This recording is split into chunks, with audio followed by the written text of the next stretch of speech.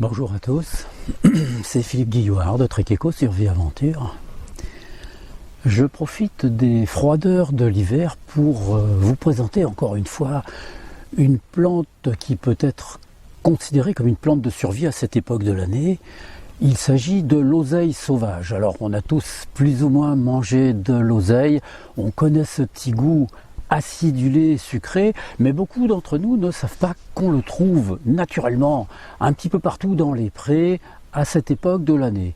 C'est une plante qu'il faut absolument connaître et faire connaître à ses enfants, évidemment, parce que ce petit goût acidulé, sucré est excellent et on peut utiliser cette plante, mais alors de diverses façons qui permettent ainsi à chacun de s'exprimer au niveau de la cuisine.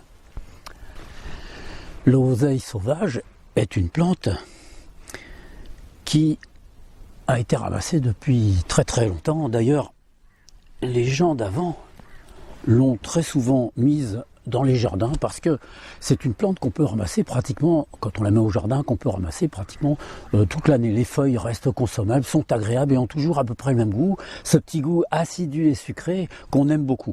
Les enfants aiment bien ramasser cette plante, ça fait partie des premières certainement dont ils se souviennent surtout grâce au goût. C'est en même temps une des plantes qu'on peut présenter aux enfants, parce que le fait de pouvoir les goûter directement sans qu'il y ait d'amertume dedans, sans qu'il y ait quelque chose d'un tout petit peu désagréable, leur permet de les attirer à cette culture des plantes sauvages. Alors, l'oseille sauvage se dit Rumex acetosa. C'est une plante qui fait partie de la même famille que la patience sauvage dont je vous ai fait une vidéo, et c'est une plante dont les propriétés sont vraiment assez exceptionnelles. Vous savez que ce sont des plantes qui possèdent une grande quantité de vitamines et de minéraux qui ont fait en sorte que dans les temps anciens, on utilisait ces plantes pour guérir le scorbut, les gens qui étaient atteints de scorbut. Dans les temps anciens, ça arrivait assez fréquemment que les gens qui étaient sous-nutris, qui ne mangeaient pas suffisamment, tombaient dans des états de fatigue importants, avaient des problèmes fonctionnels qui étaient assez marqués. Et il suffisait tout simplement de pouvoir supplémenter de manière assez abondante ces personnes en ces plantes, cru ou cuite, parce que les gens d'avant ne faisaient pas la distinction entre le cru et le cuit, mais la somme des deux leur permettait de pouvoir reprendre des forces. Alors il est évident que maintenant, grâce un petit peu aux connaissances que nous avons, nous savons que dans le cru, il y a beaucoup plus de préservation de certaines vitamines, en l'occurrence ici de la vitamine C, de telle sorte qu'on puisse en bénéficier les moments où nous en avons besoin. La racine de cette plante s'utilise aussi, c'est une racine qui, comme celle de la patience sauvage que je vous ai présentée, est assez costaud quand même, de coloration jaune-orangé, qu'on peut aussi utiliser. Mais le plus facile, c'est d'utiliser les feuilles, parce que celles-ci peuvent se consommer aussi bien crues que cuites. On peut les faire en salade, simplement toute seule, ou mélangée avec d'autres. On peut les faire dans des soupes. Beaucoup de personnes aiment les soupes dans lesquelles ils mettent de l'oseille à cause de ce petit goût acide qu'elle donne, mais on peut l'additionner à des plats de légumes cuits tout simples, voire avec des plats qui sont accompagnés de viande ou de poisson. Ramassez de belles feuilles d'oseille sauvage. Choisissez aussi de les mélanger avec une autre plante de saison comme des pissenlits, de la porcelle ou des pâquerettes.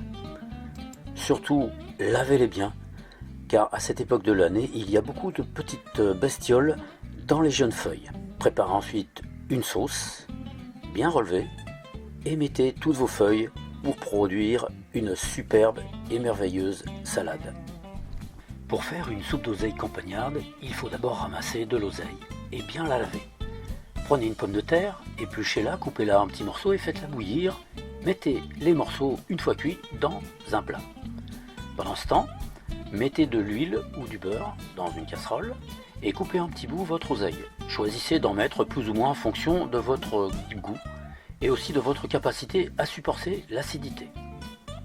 Faites-le revenir ensuite à feu doux pendant quelques minutes, 5 minutes environ. Une fois que vous avez préparé cela, aplatissez vos pommes de terre de telle sorte à ce que ça représente comme une purée. Rajoutez de l'eau ou du lait selon ce qu'il vous plaît.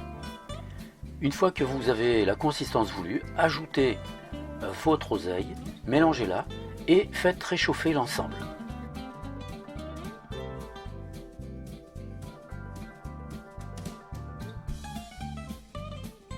Vous pouvez aussi rajouter le jaune d'un œuf et le mélanger à l'ensemble.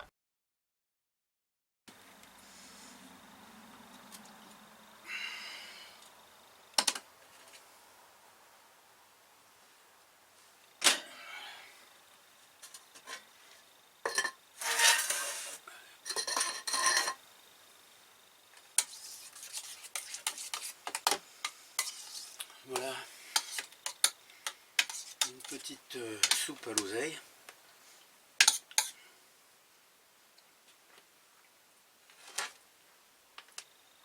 Ça doit être une des soupes les plus faciles à faire. Prenez une pomme de terre, une petite pomme de terre ou deux petites pommes de terre, vous les coupez en carré, vous les faites cuire. Vous prenez à côté de ça de l'oseille, que vous lavez bien.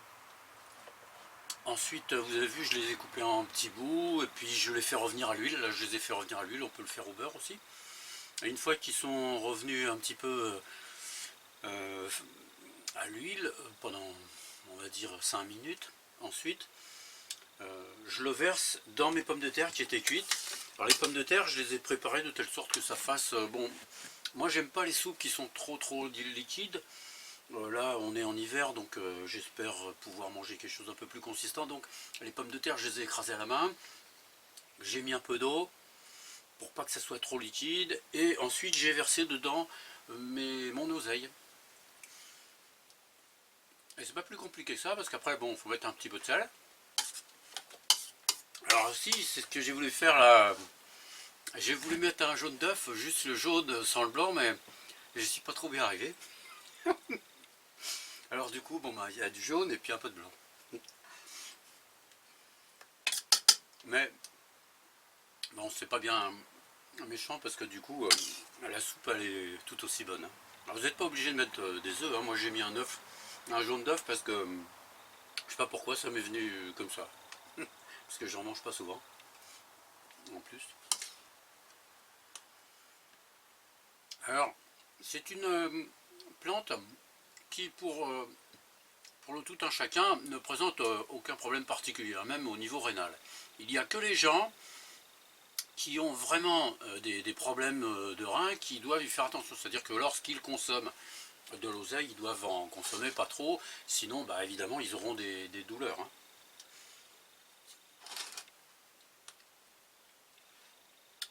Pour avoir des calculs avec de l'oseille, il faut manger pas mal déjà.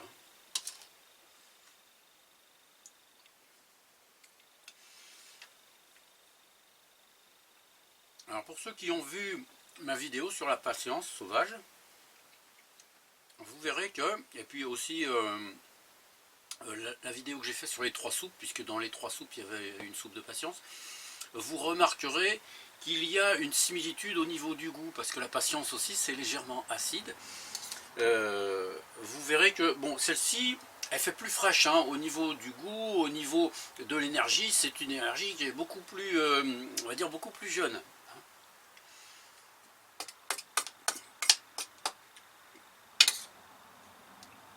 Voilà.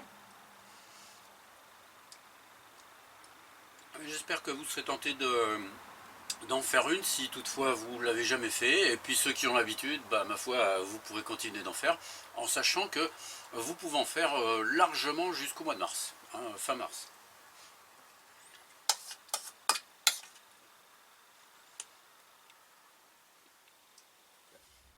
Cette plante possède des propriétés intéressantes globalement parce que c'est une plante qui est diurétique, mais c'est une plante qui, grâce au fait qu'elle produit ces espèces de petits acides qui sont agréables au goût, produit une stimulation au niveau de l'estomac qui conduit à une amélioration de l'appétit. C'est en même temps d'ailleurs sous cet aspect qui était intéressante, cette plante, l'usage de cette plante dans le temps pour travailler le scorbut, parce que pour pouvoir consommer plus, il faut avoir plus d'appétit. Et donc cette plante a tendance à augmenter un petit peu l'appétit. Alors, son nom, Rumex, lui a été donné surtout en relation avec la forme de la feuille. C'est une forme qui est un petit peu en fer de lance, comme la pointe d'une flèche. Donc le bout ici est à peu près pointu, voire arrondi, mais assez aigu comme angle. Et sur la base ici de la feuille, à la naissance de la feuille, il y a deux espèces de petites oreillettes pointues à peu près qui font que ça ressemble au bout d'une flèche. Autre particularité de cette feuille, c'est que le pétiole est très très long. Il fait 2 à 3 fois la dimension du limbe.